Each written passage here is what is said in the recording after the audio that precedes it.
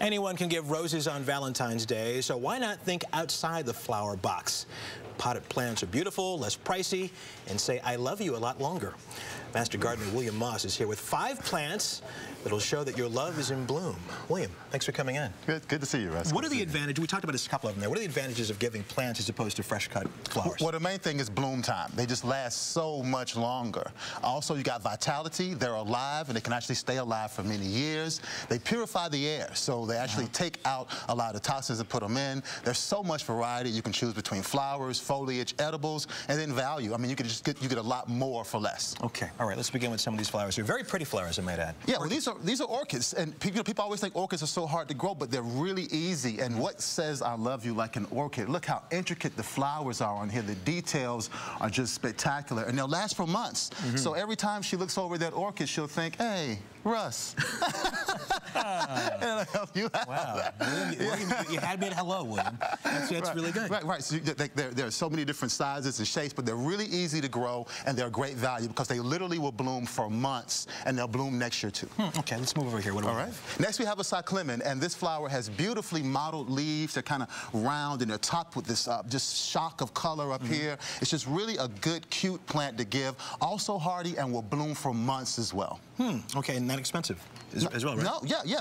Very inexpensive. Right. Very inexpensive, and will come back and bloom for you next year. Right. So it's just a great bargain, a great value for you. Okay, these are pretty as well. They're heart-shaped. Heart-shaped flowers, Valentine's Day, also heart-shaped leaves. This is called flamingo flower, or anthurium. The great thing about this is it's also a superstar at pulling out toxins. It's one of those superstar. It's a superstar. It pulls out things like ammonia and other cleaners and releases pure oxygen, so it's a good one for maybe like the bathroom or the kitchen. A wonderful present that will show love. And look how sexy the flowers are with this fleshy appendage and all this wonderful deep red. So it's really a good plant to give for someone you love. You're scaring me now. They are very nice. You got pansies here.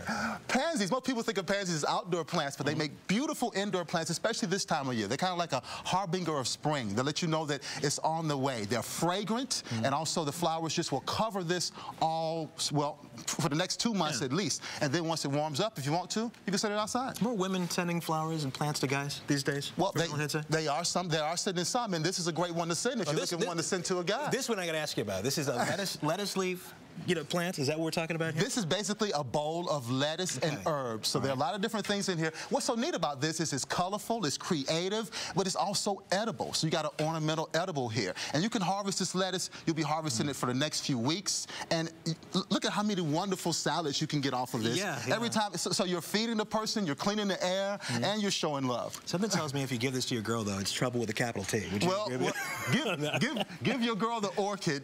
Give this to like a friend or an aunt or something like that. Nothing says love like a salad. Anyway, you say these flowers are all easy, these plants rather, are all easy to maintain. Very easy to maintain. You just put them someplace in bright light. The orchids can even go up under fluorescent lamp, and they'll do just fine in a cubicle or a space like that. And then the next thing you have to do is, of course, you want to water them and feed them to keep them going. Without that, they won't do it. So, you may as well do both at once. So I use an oxygenating fertilizer. So just a couple of squirts. And what the oxygen does is it actually opens up holes. So I'm feeding, at the same time I'm opening up the roots, that's 2. And then I'm also watering, so that's a perfect 3. Easy stuff. Easy stuff, very easy to do. Thanks a lot. Appreciate it. Good stuff. Good stuff. Gave us some good tips today.